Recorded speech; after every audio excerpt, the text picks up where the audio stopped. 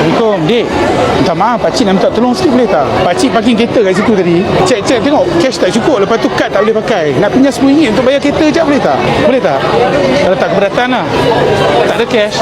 Alamak, sebab pakcik perlukan cash nak bayar tu lagi RM10 tak cukup. Kejap lagi bagi balik baki 10 boleh? Boleh QR boleh, apa pun tak apa. Boleh sebab saya phone pun mampus. Bateri pikong apa semua. QR bayar bagi QR Okey. Nama apa ni? Minta maaf nak ganggu, malu sangat. Wana. Dengan? Auni. Daripada mana? Kota Damansara. Datang shopping ke? Nama saya Cikgu Syahri. Ni mic saya. Saya seorang content creator dekat TikTok. Menandakan awak sudi membantu saya walaupun secara QR. So saya nak bagi hadiah kat awak. Nak tak? Jawab 3 soalan dengan betul. Saya bagi 3 soalan. Kalau jawab 2 pun saya bagi hadiah. Okey, jom kita pergi kat kereta saya. 2 soalan daripada 3. Salah satu ni milik awak. Kan nanti kamera tak nampak pula. Okey, soalan pertama. Agak-agak live saya bila? Apa dia? Saya buat live bila? Buat live? Bila? Last? Kan live. Setiap hari kot. Setiap hari? Tak tahu. Kesian orang tua macam saya buat live hari-hari. Kena sakit jantung letih tu. Jumaat. Jumaat? Sekali. Hari live buat hari Jumaat? Oh, last. Jumaat tu betul lah. Oh, betul. Sakat kena sakat. Okey, tak apa. Soalan nombor 2. Kalau semasa live saya tu selalu apa saya bagi? Bantu orang.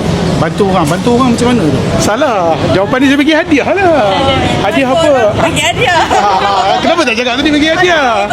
Aduh, ya Allah, satu silap. Okey, soalan nombor 3, soalan penentu. Bendera Malaysia dinamakan sebagai?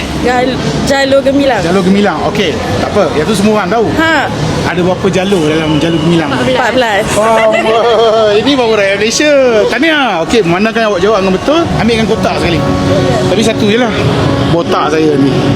Tolong bantu dia untuk memilih. Nah itu. Okey, tahniah. Dah memenangi cincin daripada saya. Lepas tu saya ada satu soalan lagi. Ni saya malu sikit lah nak tanya. Ada TikTok? Boleh tak kalau follow pakcik? Sebab pakcik baru ada 900 orang. Baru mula TikTok.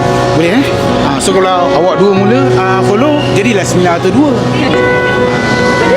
Nama saya Cikgu Syahri. Betul lah. Alhamdulillah, daripada 900 jadi 901.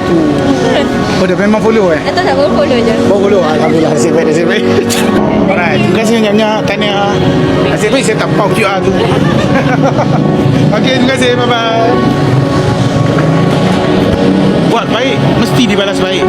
Itulah intention saya. Orang buat baik ni kita mesti kena balas baik kan.